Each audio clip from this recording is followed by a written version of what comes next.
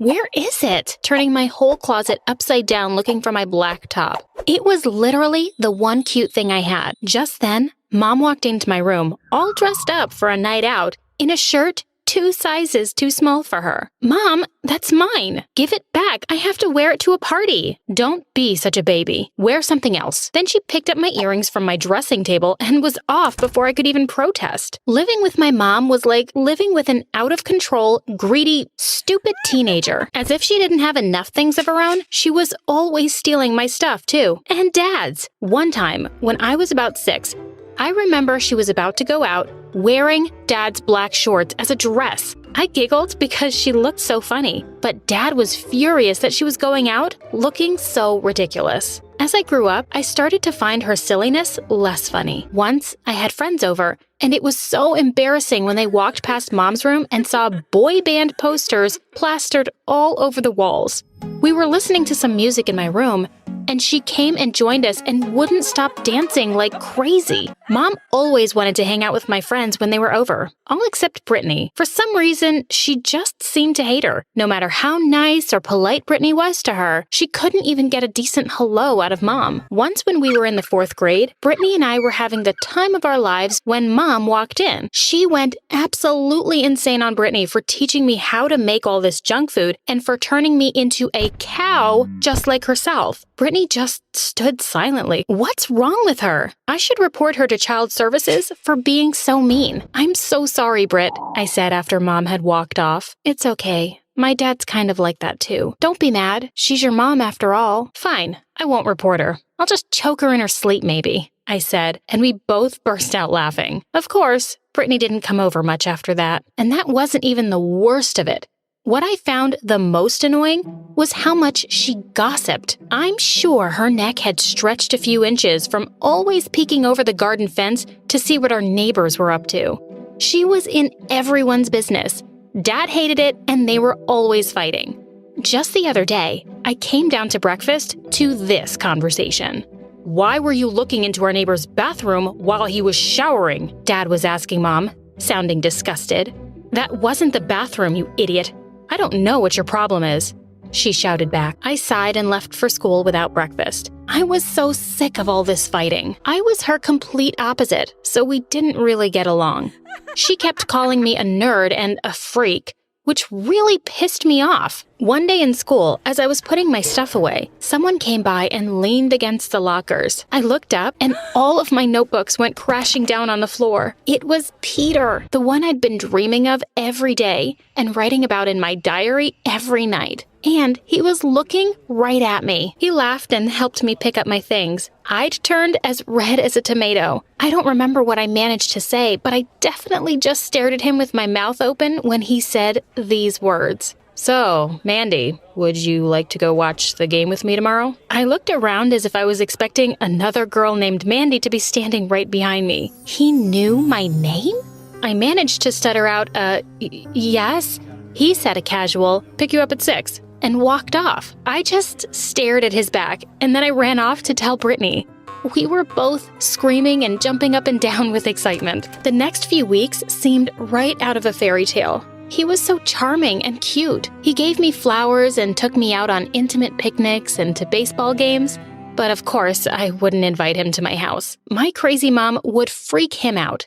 As I was admiring myself in the mirror in this really cute dress he'd bought for me, Mom walked in. I could see her greedy eyes taking in my dress. That would look so much better on me. Red's really not your color, honey. I just rolled my eyes and ignored her. But what she said next left me in tears. I have no idea why the most popular boy in the school is suddenly into a nerd like you. You're really not his type. She laughed and she walked away.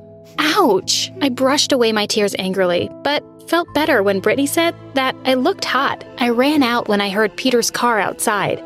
He looked really distracted at dinner and was constantly texting. He got up to go to the bathroom, but his phone kept pinging. I turned it around and the name Jenny kept popping up, but I decided to let it go for now. He was supposed to come over for a study date the next evening, but he said he had football practice going on till late. An hour later, I logged onto Instagram and saw that Peter was at a party at some girl from our school's place. Was Mom right? He didn't really like me? No, that crazy woman could never be right. I decided to confront him in person the next day. The next day, after his football match, I stormed onto the field, but when I got there, I saw him walking off the field towards me, looking mad as a raging bull. Just as I was about to shout at him, he shouted first. Can you believe it? I've been kicked off the team. I fell silent as he went on and on about how his stupid friend had insulted him and they'd gotten into a fight and Peter had punched him.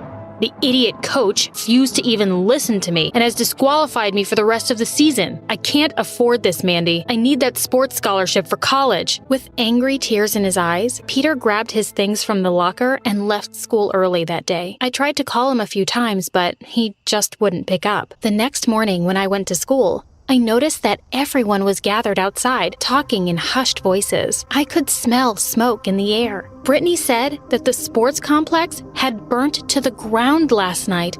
The firefighters had managed to put out the fire completely, but everything was ruined. Oh, all my precious things. Just then, Peter joined us, looking shocked, and said he'd heard the awful news, but he was definitely having a hard time keeping the grin off his face when he saw Mr. Jenkins crying. Geez, what a loser, he said in a low voice and walked away. I followed him out after class to talk. A few steps behind him, I saw him take his phone out and make a call. Yeah, I know. Really burned everything to the ground, didn't we? That was fun. I turned back around, feeling a bit sick and really alarmed.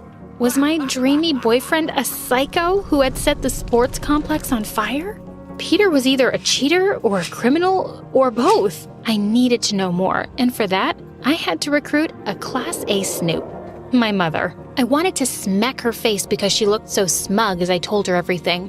Once she was done putting nail polish on, she looked up at me and said, "Okay, sure, honey. I'll see what I can find." Wow, that was easy and kinda sweet. "It's gonna cost you. How much will you pay me to watch your boyfriend?" Of course. I said she could have half my monthly allowance now, and I'd pay her more later when she found something out.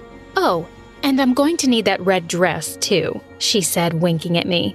The next week, I played it totally cool with Peter. He was being nice to me again. As he kissed me one day, I just felt myself melting. Maybe I'd just made a big deal out of nothing, I thought. Or maybe I hadn't. It turned out to be even worse. When I got home from school one day, Mom was waiting in the kitchen for me, almost hopping with excitement. She told me she was friends with Peter's dad, and he'd invited her over when no one was home.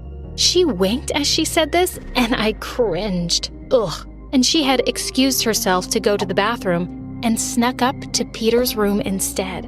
Mom said, I looked under his bed and found some things. A huge poster of Dr. Phil, a can of kerosene, and, oh, some pages from your diary. I read the first line and fell off my chair. I stared at them in horror. They weren't the actual pages torn from my diary. These were photocopies, and they were all from the days before Peter had asked me out. My face burned as I thought about how he must have laughed at me as he read them. I saw Mom's face, and it made me even angrier. She was trying very hard not to laugh. Of course, she had read them too.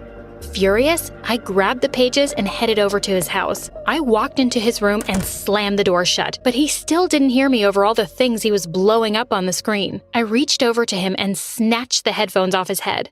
Hey, what do you think you're doing? He yelled, jumping from his chair. What the hell is this? I spat, throwing the pages at him. Oh, poor Mandy.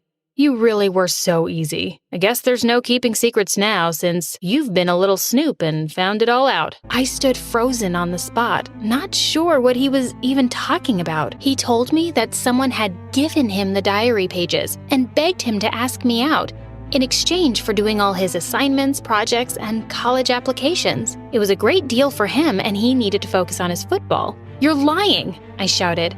Who else would be able to take my diary? Think hard, Mandy. Think real hard, he said, grinning. Mom? My mind was racing. No, she was crazy all right, but she was too dumb to do his schoolwork. I could only think of one other person who could have sneaked out my diary. I gasped. There was only one person. But why? I managed to say. She really seems to hate you. She told me to ask you out, make you fall in love with me, and then dump you publicly. I snatched back the papers and threw the glass of soda sitting on the table at him. I'm not gonna let you off the hook. I'm reporting you to the police. I screamed furiously. For what? Making you think I was in love with you?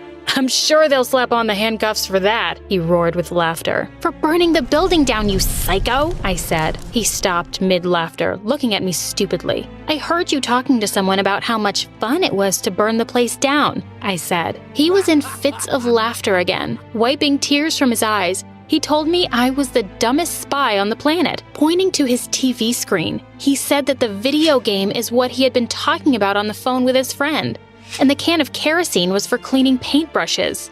I stormed off, feeling utterly humiliated and stupid.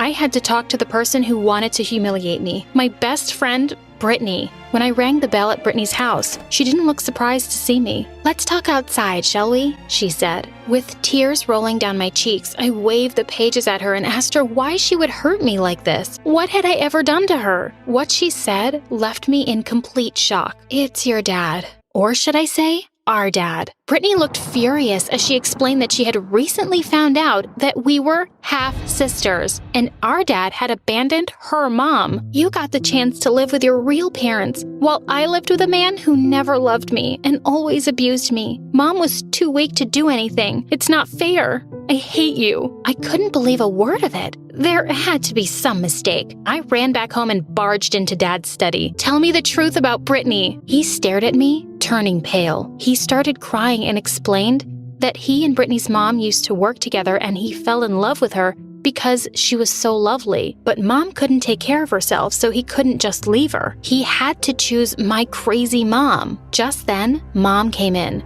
She looked at our faces and was immediately dying to know what was happening. Dad and I stared at each other silently, not sure how to break it to her. "I want to know what the two of you," but suddenly we were interrupted by the sirens of a police car right outside our house. We went out to take a look, and suddenly, two policemen walked straight up to Mom and told her she was under arrest. We were all shocked to find out that one of our neighbors had reported her for trespassing. Their security cameras had caught her breaking in and snooping around their rooms. Mom kept protesting that she'd been hired by someone as an investigator, as if. While she was being dragged away, she looked back at us and screamed, "At least tell me what you guys were talking about." Jeez. Dad walked up to one of the officers, gave him some money, and said, "Keep her in there for a few days, will ya?" He turned around to me, smiled, and hugged me. "Now we can finally have some peace."